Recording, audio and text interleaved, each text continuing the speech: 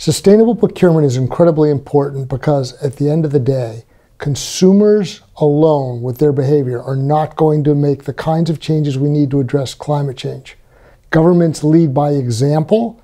Governments can move markets because of the staggering sums they spend in public procurement. And in addition, government can set standards and help with the kind of policies that others should be adopting as well.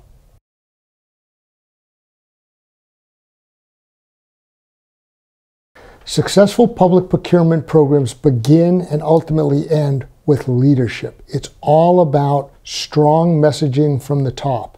If you don't have that kind of leadership, you're not going to succeed.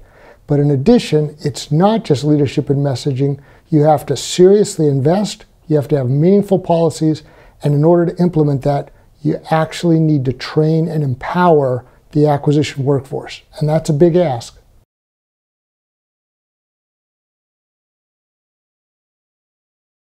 So one of the most challenging problems that we have with sustainable public procurement is that most public procurement regimes are hampered by what we often refer to as the tyranny of low prices. Governments care too much about low purchase prices. They don't reflect value.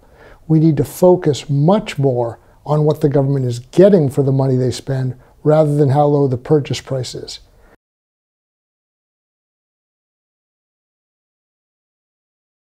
One of the most fundamental challenges that governments have in trying to implement sustainable procurement policies is that these systems labor under the yoke or the burden of what we often refer to as the tyranny of low prices.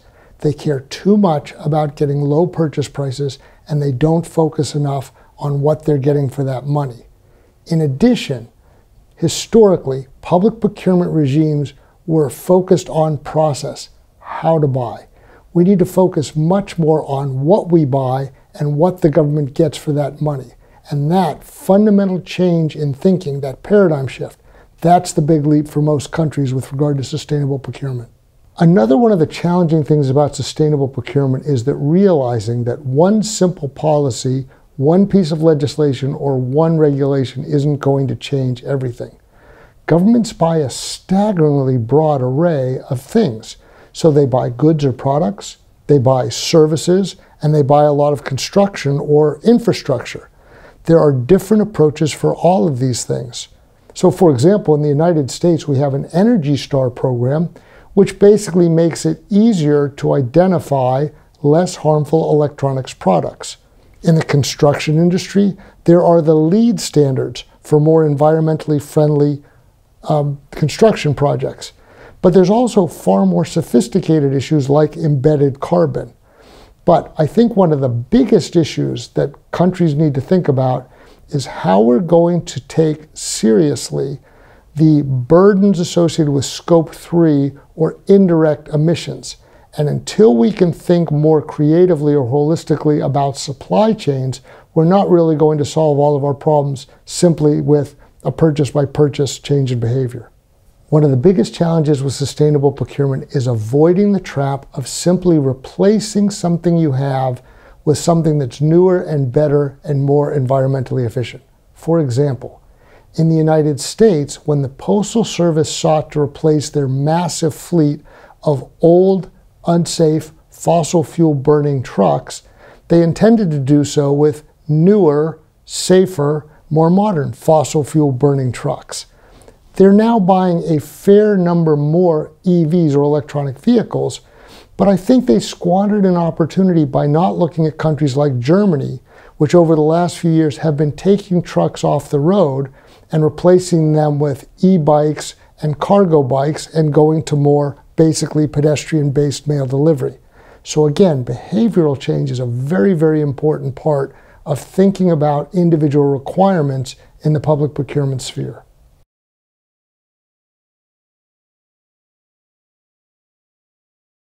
I think one of the most powerful things that governments can do is change the tenor of how they describe what they're trying to do in public procurement, focusing primarily on value for money and, more broadly, adopting life cycle thinking. What they need to do is internalize their externalities, or in other words, they need to make sure that when they evaluate what they've obtained for the money they spend, they take into account all of the effects of climate change, and if they can, in effect, address climate change adaptation and mitigation by paying a price premium, they have to appreciate that that's a price worth paying.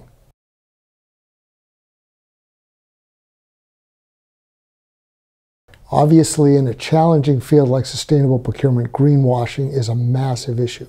So first and foremost, when the government awards contracts, they need to have an effective quality control or compliance regime in place. Many countries take a relatively punitive approach, and what they do is they attempt to exclude or avoid doing business with firms that aren't able to deliver on their promises. But at the end of the day, if the government is going to pay a price premium for a climate-friendly or an environmentally friendly solution, they need to ensure that the contractor actually delivers on those promises. Empty promises lead to promises unfulfilled.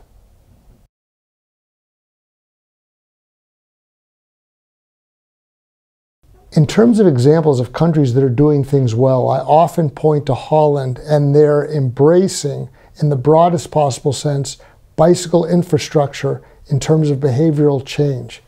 I think one of the most powerful examples you can find is if you look at the city of Utrecht and how they've integrated so many different aspects of bicycle infrastructure, including the massive bicycle garage at the train station, which fundamentally changed how people move through the city.